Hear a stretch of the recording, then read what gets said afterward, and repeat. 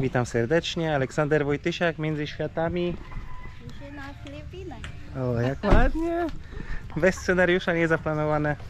Dzisiaj niedziela, nie pracujemy.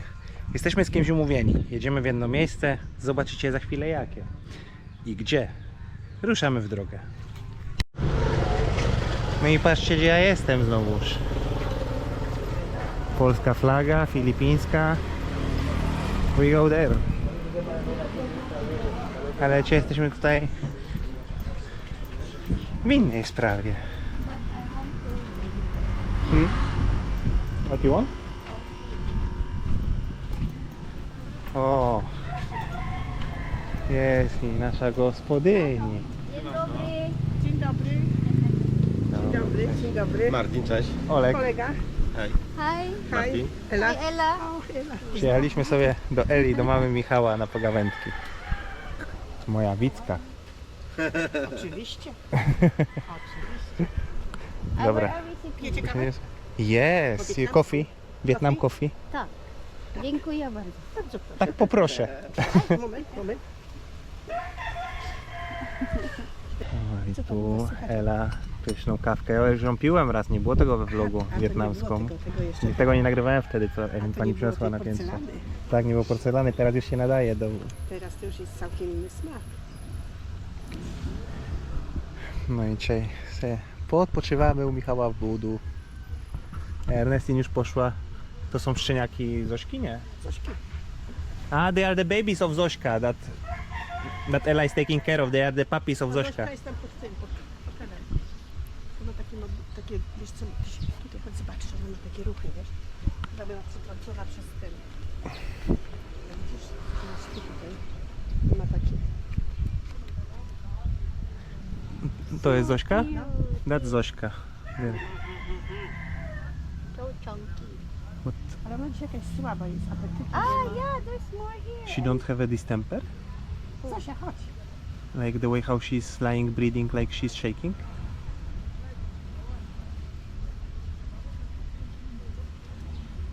Musiał ten samochód potrącić, nie? Nie wiem, trzeba obserwować, ale no dziwnie się zachowuje z tym No i oddychaniem i teraz tak dalej. spokojnie jest, bo kiedyś to w ogóle cały czas takie miała, wiesz, jakieś na nogi nie mogła stanąć na jedną nogę. Teraz już tak nawet bryka, szczeka nawet. Bo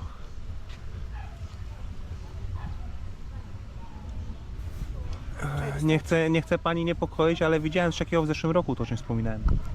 Że nosówka. To jest nosówka? Że nie wiem, jak się tak właśnie pies porusza, bo też jej oczy drgają, że jakby układ nerwowy trochę. I to jest wtedy, jeżeli to się zacznie pogarszać w ten sposób, że ona będzie miała takie ruchy, takie tiki jakby nerwowe, to jest nie od ratowania, nie ma na to lekarstwa. To co trzeba z nią zrobić? Zdechnie sama albo trzeba będzie uśpić, żeby się nie męczyła. W zeszłym roku my ratowaliśmy swojego psa Tulfiego. Ernestin dobre 2 tygodnie z nim spała w pokoju, bo to musi być odseparowany od innych psów, bo to jest zaraźliwe bardzo cholerstwo. I nie ma na to żadnego lekarstwa, tylko szczepionki. To Ernestin za 2 tygodnie dbała o Tulfiego, że dawała mu kaszkę, żeby go wzmocnić, jakieś tam... Przepisała pani weterynarz coś, żeby dać szansę, ale to też pies może być ślepy, może już mu na stałe to zostać, bo to po prostu atakuje mózg i układ nerwowy. Ale nie jestem przekonany, tylko takie ruchy ma no niestandardowe po prostu. No to już druga osoba nie tego, że tam coś musi być nie tak w sensie... No zaraz sobie napijemy się kawki. Czekaj, to sobie musimy zobaczyć, czy to poszło. Poszło, to co tutaj postawcie to. A może How do you do cukier that? ten? You need to check if everything fell down. Oh, this is the filter. You will see how good is that coffee. Very nice cup. She bought it specially because last time she was serving like in a... She said, I have so good coffee and so bad cups. Plastyka, tu dajcie spokój, profanacja. The plastic cups and she said it's profanation for this good coffee. No powiem wam, co tutaj się dzieje. Where did she buy the Vietnam coffee? Where did you... gdzie kupiła pani kawę? Pani kupiła na temu, zamówiłam. From Temu. It's so good. Yeah. Hello. Hello. Can we take your ashtray? You need it? Yeah. Ah, there are more. Plenty. Okay. Yeah. A paluszki słone skąd pani ma, bo ja nie znam. Proszę pana, paluszki mam od gościa, tu taki był jeden cował i nam przywiózł. Ah, the Polish left. From Poland? From Poland. Wow. They like this in Norway also. How is the coffee? Very good. It smells so good. It smells so good. It's very good in taste as well. Yeah. It's not bitter. Lepsza kawa, nie wstyd. A bo ty piłeś już chyba. Bardzo Tak. dobre. Bardzo dobre, nie? Ja. Bardzo dobre.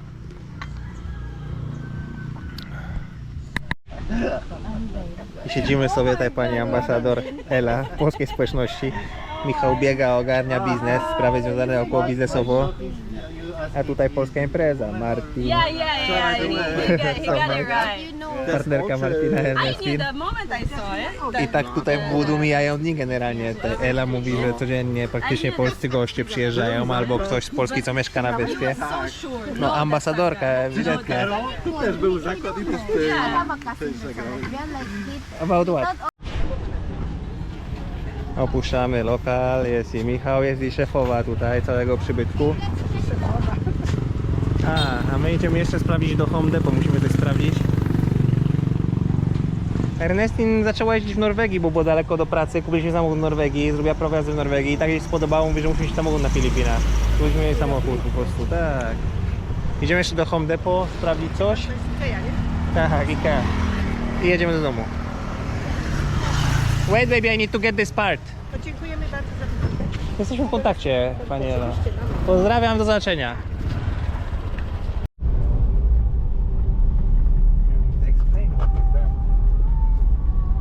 Station of the Cross. Why they don't walk? It's modern time. Chyba jakaś procesja, Ernestin mówi, że droga krzyżowa. Wiozą świętą figurę, z przodu jadą z głośnikami. So, Jak tu ich like, wyprzedzić? if you have your own, like Santo Niño, the image of the images, you can take it out from your house, and they pass by it, and you will pay your respect. And Well, you people are do praying, the kids sign are of- praying. do the sign of the cross. People are putting it on their houses outside. But very rare nowadays.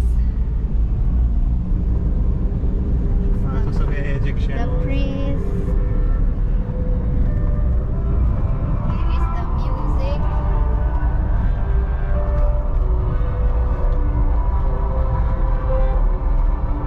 Jest vlogikas. We're vlogging each other.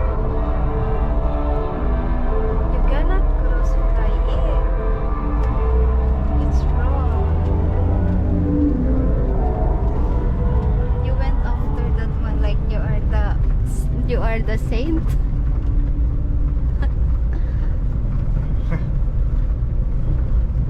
It's a very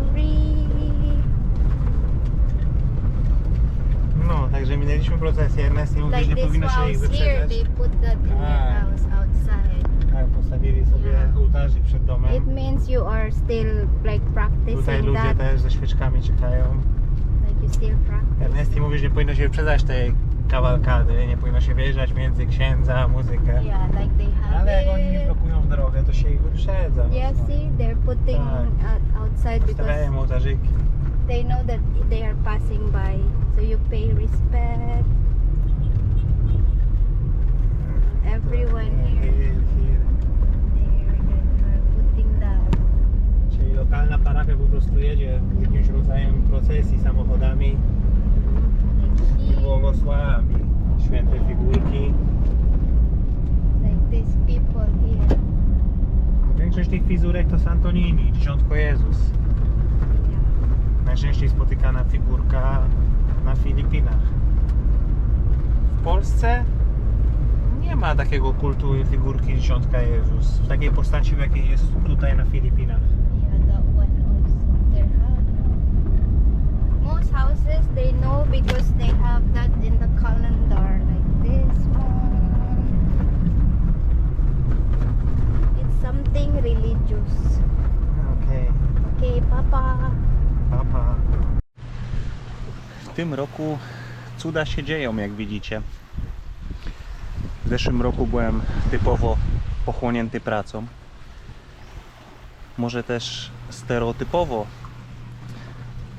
patrzyłem przez pryzmat doświadczeń swoich na polską imigrację, przez doświadczenia z Norwegii. I wiele razy wspominałem w zeszłym roku, że ja na siłę tutaj nie szukam znajomych. Tym bardziej, że ludzie, którzy nagrywają vlogi z Filipin, to często jakieś vlogi, że przy piwku z kolegami i tak dalej. A ja wolałem tego unikać. Wiele razy powtarzałem, że nie szukam tutaj znajomych do picia piwa i tak dalej, bo mam co robić. No a w tym roku, jak widzicie, przez to w sumie przez jakieś zbiegi okoliczności, bo to, że pojawiliśmy się w Vudu pierwszy raz, to było spowodowane tym, że tak nagle, bo po prostu przyjechał do mnie widz Irek z Norwegii i pojechaliśmy tam na kolację, tam poznaliśmy Michała i tak po sznurku do kłębka tego samego wieczora poznaliśmy mamę Michała, Elę. I teraz jak przejeżdżamy gdzieś w okolicy, to z reguły zajedziemy do Eli po prostu na kawę, porozmawiać sobie. A Ela została taką ambasadorką w chwili obecnej tutaj Polonii na Siquijor, bo mieszka tam u Michała w guest house w pokoju. No i praktycznie za każdym razem jak u Eli jesteśmy, to są tam rodacy. U niej na plaży, przy stoliku siedzą, sobie piją kawkę, rozmawiają na różne tematy. Turyści, którzy przyjeżdżają, też zawsze się do Eli dosiądą i porozmawiają. Miałem taką myśl już raz w życiu, ale to w innych okolicznościach. Jak kiedyś. No, postawię sobie kamerę tutaj. Jak kiedyś, jak jeszcze byłem w Norwegii, przyjechał do mnie w pracy, malować dom, jakieś tam drobne prace.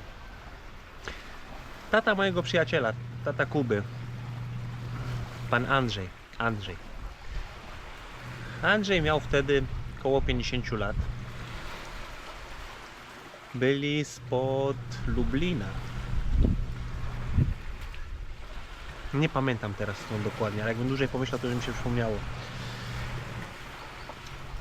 No i przyjechał do nas, bo wtedy jeszcze korona mocno stała. Miał urlop w pracy, przyjechał po prostu. Były możliwości, miałem za dużo swojej pracy. Spytał się mnie Kuba, czy może przyjechać tata. Powiedziałem, że spoko, w porządku, przyjechał, popracował ze mną tam z głównie malowania domków, jakieś tam takie drobne prace malarskie w lato. No i był bardzo zadowolony z tego przyjazdu. Po pierwsze finansowo. Tam chyba spłacali jakieś zaległości, jakiś kredyt za wesele siostry Kuby, z tego co kojarzę. Ale może mieszam fakty. No ale nie to jest w tym najważniejsze. Chodzi mi o sam fakt, że przyjechał do nas Andrzej. Andrzej miał około 50 lat. My wtedy nasze grono, wszyscy takie młode łebki, tam w przedziale 25, 35, ci najstarsi to nasze grono w Norwegii. I przez ten czas jak Andrzej z nami był w naszym kręgu w Norwegii, to patrzyłem z podziwem, jak po prostu przeżywa drugą młodość. Jak wyrwał się z tej codzienności, wiadomo, dom, żona, dzieci, obowiązki w Polsce, a przyjechał do pracy za granicę, zarobić sobie i w wolnym czasie spędzał z nami czas. A to poszedł na rybę, a to robiliśmy jakiegoś grilla, prawiliśmy urodziny. I na początku nie wiedziałem, chyba bo pierwsza okazja jak się spotkaliśmy to były urodziny Andrzeja. Zrobiliśmy mu urodziny na miejscu w Norwegii. No i wtedy się sporo napiliśmy. No i pamiętam, że jeszcze zapaliliśmy wtedy zieleń. Zapaliliśmy zieleń. No i Andrzej się do nas przyłączył. Tam szturchał Kubę, tylko nie mów matce, że raz dawno temu kiedyś próbował w wojsku. No ale fajnie było na to patrzeć, fajnie było tego doświadczać. Miałem takie myśli w głowie, że jaki to jest przeskok dla głowy takiej osoby, kiedy z tego swojego uporządkowanego życia codziennego nagle pojawiasz się w innym otoczeniu i tak jakby odświeżać się wszystko w głowie, że rzeczy, o których nie pomyślałbyś, że mogą sprawić jakąś radość, to sprawiają ci radość. I nie chodzi tylko o to imprezowanie, ale właśnie, że razem sobie poszliśmy gdzieś tam na ryby, na makrele. Spędzaliśmy razem generalnie czas, a to pojechaliśmy do Szwecji. Że patrząc na Andrzeja w ogóle nie było widać tej różnicy wieku, jakoś się zatarła. No i bardzo miło spędziliśmy czas pożegnania Andrzeja, też było bardzo fajne i bardzo miło wspominam pana Andrzeja i pozdrawiam, jeżeli na przykład Kuba oglądałby te vlogi, to można wysłać do taty, bardzo pozdrawiam Ciebie Andrzej, jeżeli kiedyś to do Ciebie dotrze.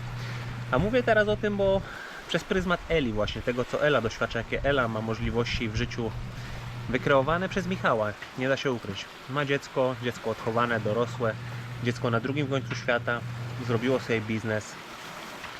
Dzięki temu Ela może tutaj przyjechać na dłuższe wakacje, bo jest tutaj chyba jakoś do kwietnia, jakieś 3-4 miesiące, jak dobrze kojarzę.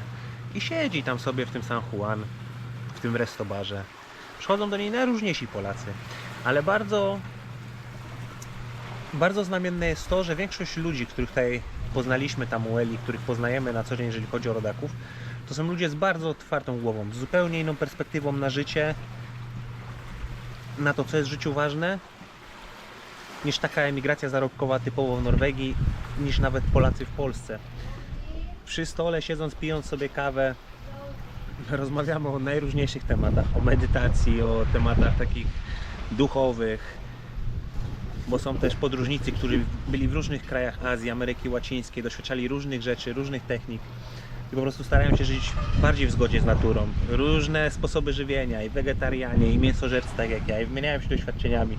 A Ela sobie tam siedzi z otwartą głową, bo to jest w życiu najważniejsze. Jak już jesteś trochę starszy, to możesz mieć zamkniętą głowę na wszystko co nowe, demonizować to, mówić, że to jest złe, to jest naganne. A Ela jest taką osobą, że o wszystkim można z Elą porozmawiać i wszystkim jest zainteresowana.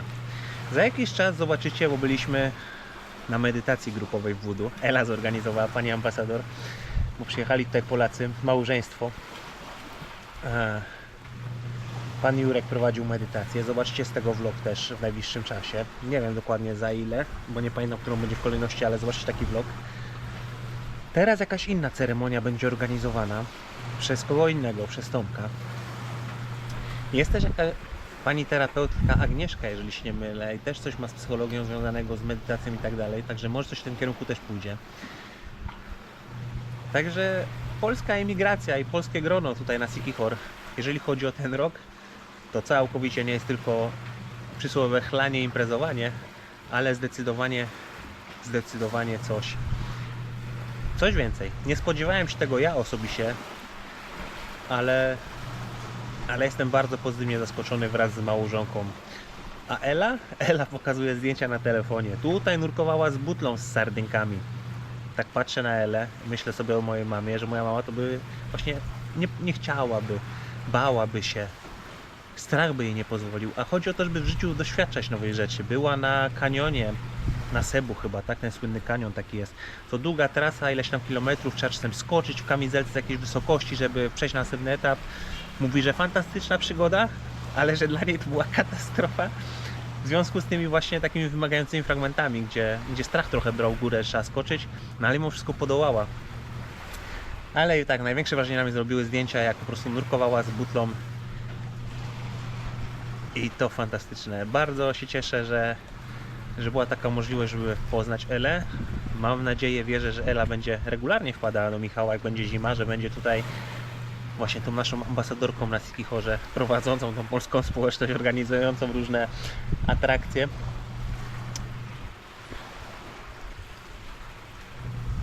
Chciałbym kiedyś też w swoim już tym bardzo dorosłym życiu mieć taką sposobność właśnie, żeby nie obracać się tylko w kręgu tych swoich znajomych, w swoim przedziale wiekowym, ale mieć taką właśnie możliwość, jaką miał pan Andrzej, jaką ma pani Ela, trafić w całkowicie inną generację, bo tu jest spora różnica wieku, no tak jak syn Michał, tak jak jesteśmy rówieśnikami mniej więcej syna Michała w większości tutaj, co jesteśmy bardzo młodą migracją, jeżeli chodzi o narodowość, to patrząc przez pryzmat Amerykanów, innych ludzi na Siquijor, których tutaj widać, to nasza polska emigracja zaniża tutaj średnią wieku całkowicie. Większość są to młodzi mężczyźni, którzy tutaj planują otwierać jakieś biznesy, planują tutaj życie na później, a nie przyjeżdżają z gotową emeryturą.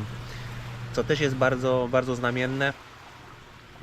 Wszyscy na swój sposób wysportowani, wytatuowani.